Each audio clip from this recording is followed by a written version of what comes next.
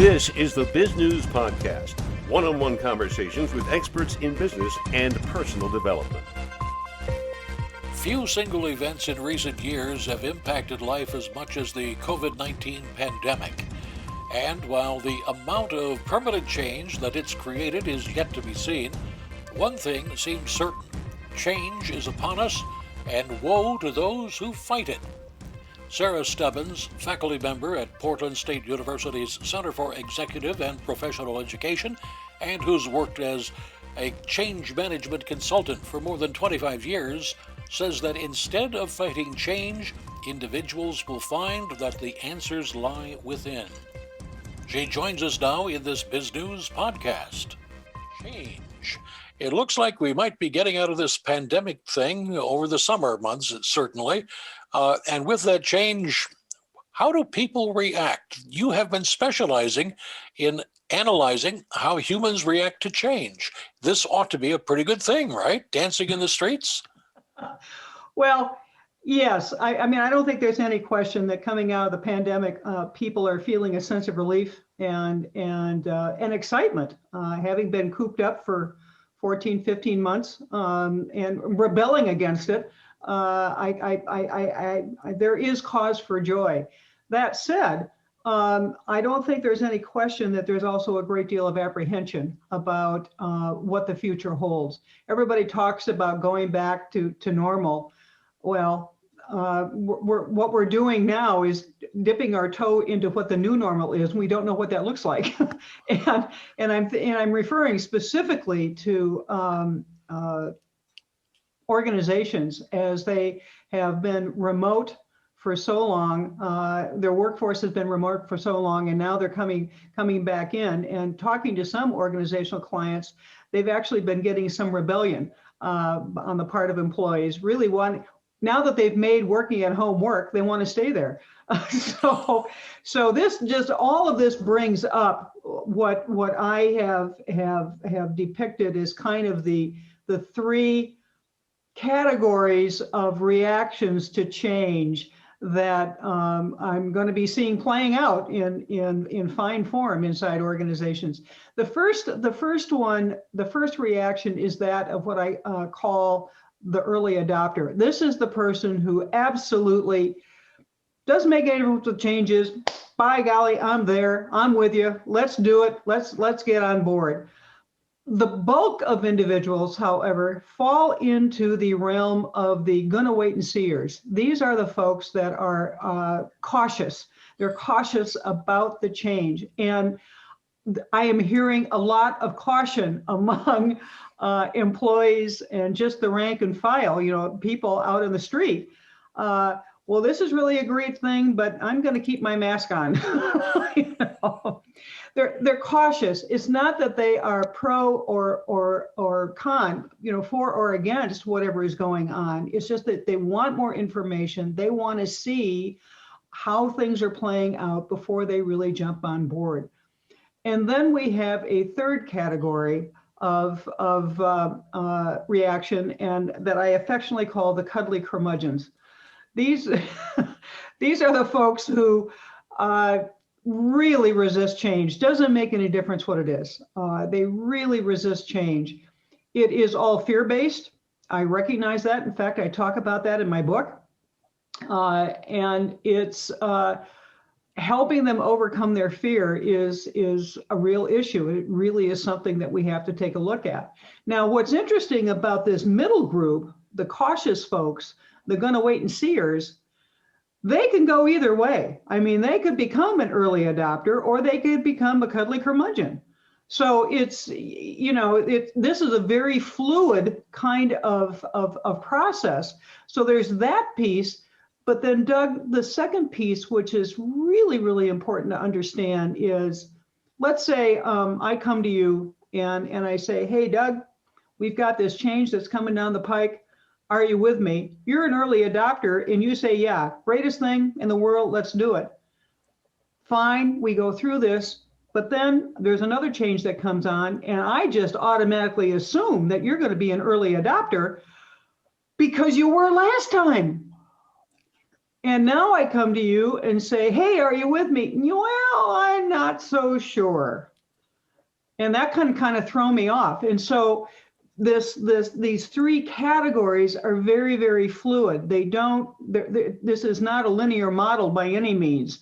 A person can move from being very cautious to suddenly being on board, or hanging out with the wrong people and getting negative feedback and saying, no, I don't want to do this. And what I find very interesting, and I hesitate to bring up the political system, the politics, but I'll just say, I'm seeing this playing out in Washington minute by minute.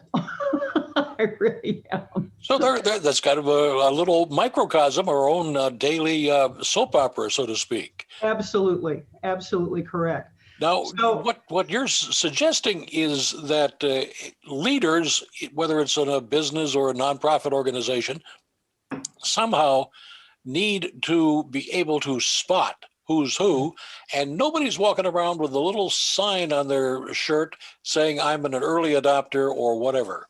That's right. That's absolutely correct. And so it requires good coaching on the part of leadership. It requires an investment in time, which leaders say they don't have. But my argument is, if you don't invest the time now, you aren't going to get anywhere. You're going to be wasting time down the line. And so I think that they need to develop almost a sixth sense, if you will. So if they're in a meeting and they're announcing a change and people are talking about it, and one or two members of the group, of the team, don't say anything in the meeting, that could be an indication that they are either A, processing what you're saying, which is highly possible, or B, they've already made their decision, they don't want to be part of it, and they just withdraw. And so staying focused on those individuals, what am I going to do to bring them along, should become the focal point. So it would make life a lot easier if everybody walked around with little signs on their forehead, but that's not the case. And same with whether or not you've got your vaccination, I guess. Absolutely. Oh, which, there you go. Well, hold that up a little closer to the camera. Oh, very good. That's something I wish I had gotten when I'd gotten my shots. Well, I'm starting to do in-person training again, and I wear this on my lapel. Let people know. So, that's a very good idea, as a matter of fact. Yeah. Didn't even expect that. I was very pleased to get this when I got my last shot. Anyway, you said that the curmudgeons might be motivated by fear. Is that rational fear or irrational fear? And how do you deal with it?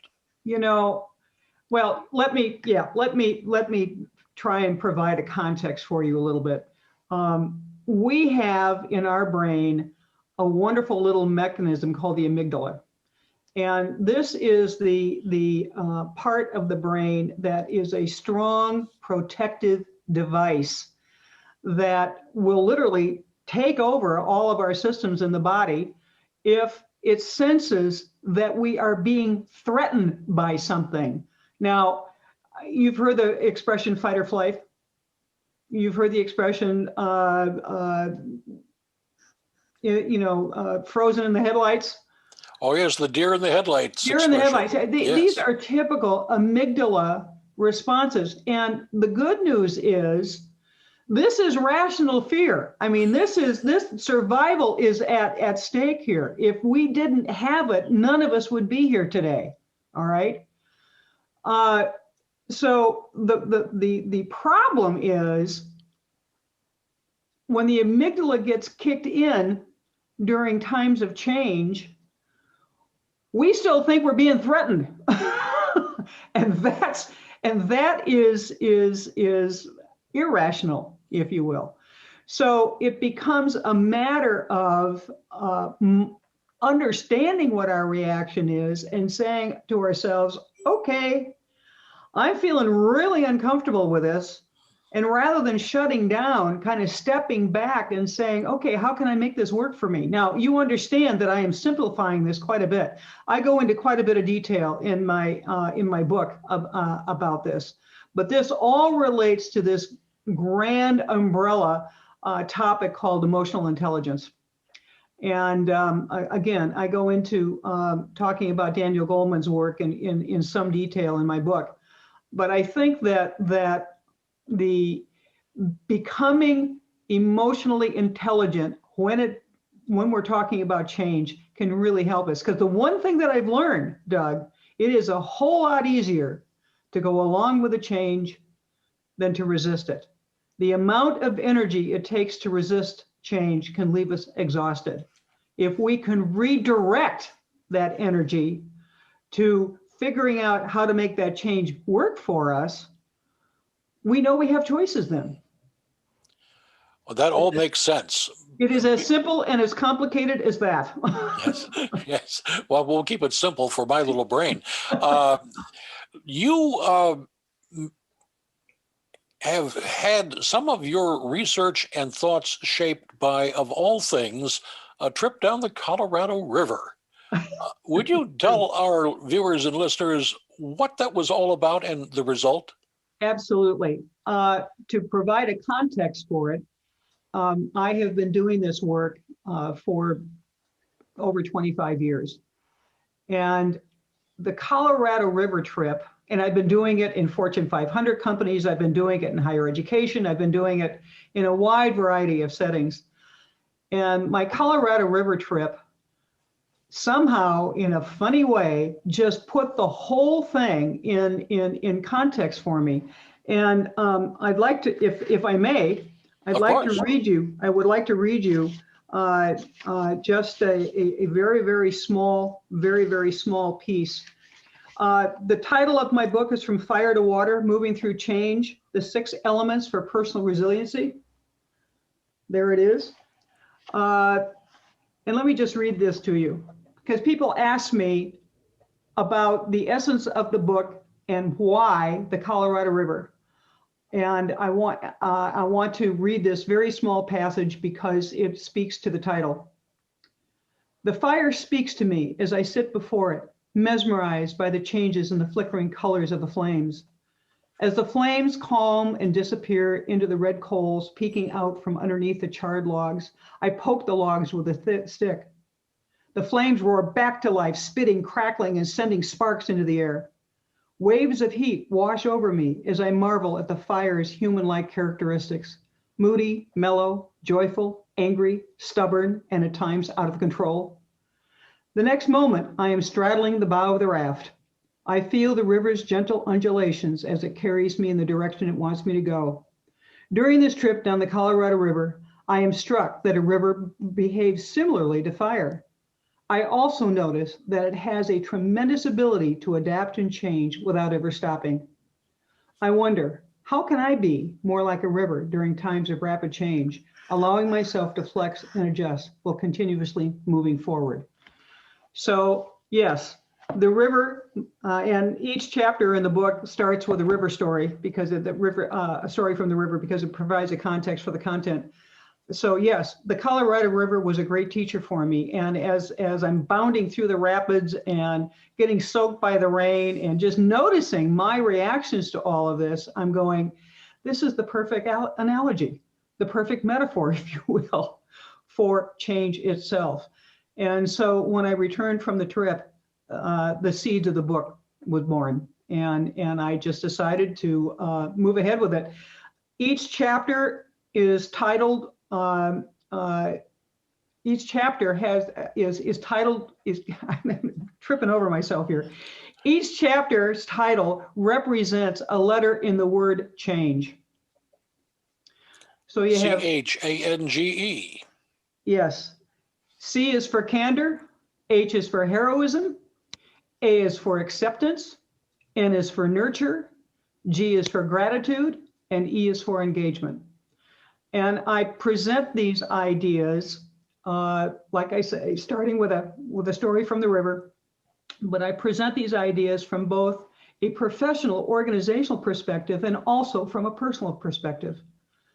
Because like what I like to say to leaders all the time is, organizations don't change, people do.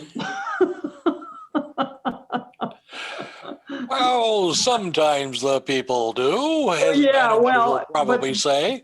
Right, but the point is, if the organization is going to change, we have to focus on the people. That's it. And so I present both the personal and the professional perspectives on how to do that. From the feedback you are getting from your clients and from personal experience and your educational background, et cetera, how should leaders be preparing their organizations for the post-pandemic world? Big Oh question. boy, you are touching on a question that we're in an experimental stage of answering because it's so new. But what I am telling clients is make your employees first. Focus on the employee experience of returning. Support their mental health. The pandemic, with everybody working at home and working via Zoom, it has given employers an intimate look into the employee's life. And, with kids tugging on pant legs and dogs barking in the background and, look at my background. This tells you a lot about me. And you are a frustrated guitar player. Well, at the moment I am, but my band is getting back to starting to rehearse again, so my frustration is being eased. But the point is, this has given employers an intimate look into the lives of their employees that they've never had before. It's almost been thrust upon them. And so as they've observed how their employees are adapting to working at home, what do they need to keep in mind when they bring them back into the workplace? Are they going to be flexible about this remote working? Are they going to allow employees to maybe work remotely a couple of days a week and be in the office? These are the things. They've got to be completely employee focused, because my belief is the more employee focused they are, the profits will come. Would you take a moment to tell our viewers and listeners a little bit about your background? Sure. Well, like I say, I've been a management consultant now for about 25 years. I have my own business. I have a PhD in adult education and organizational theory and design. And I come out of the healthcare industry. I was an internal organizational consultant for a large healthcare corporation that was going through tremendous change. And that's where I kind of cut my teeth, if you will, on this whole concept of change. And I worked for them for a number of years. And what I found was that as my colleagues and I became somewhat innovative with how to respond to change within our own organization, I was presenting at conferences, I was getting requests from other healthcare organizations to come in and do the same for them. So I was taking my vacation time and doing it. And finally, I thought to myself, you know what? I think I can do this. I can make a go of this. So 25 years ago, on April Fool's Day, no less, I resigned.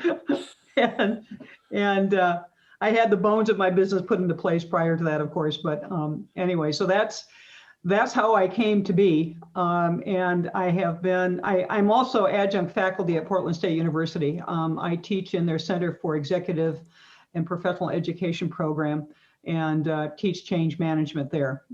In fact, just got done teaching 2 courses in that series that leads to a certificate in change management. So I want to give a shout out for Portland State. If anybody's interested in the change management curriculum, that's the place to go. More there than just the basketball team. Yes. Yes, exactly. You've been very generous with your thoughts and your experiences in this conversation. What would you like to add that I haven't asked you? Buy my book. Well, let's beat around the bush a little bit. This is from the shameless promotion department.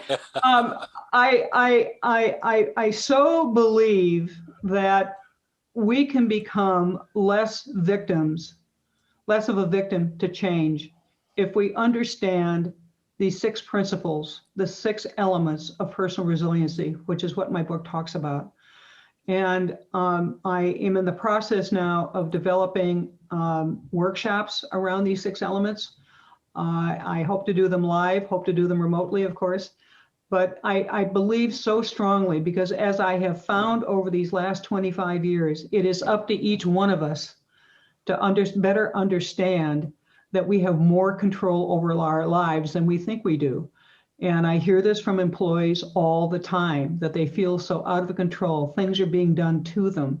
Leaders being frustrated because they've got the shareholders in mind, and they've got their employees that are making demands, and they've got to keep moving forward. Well, okay, that's fine. These 6 elements can really help us take better control of our lives, our personal lives, as well as our work lives. So this is why I wrote the book, and I really believe that it can be very helpful to people. Now, where can our listeners and viewers get more information? I suspect you must have a website. I certainly do, thebetterchange.com. And there they can learn more about the book. They can learn more about my work, my blog, et cetera, and would love to hear from them through my website. And the book itself, of course, is available on Amazon. And again, it's From Fire to Water, Moving Through Change, the 6 Elements for Personal Resiliency. You've been watching the Biz News Podcast. We welcome your input. Send your email to editor@biznews.com. Thanks for watching.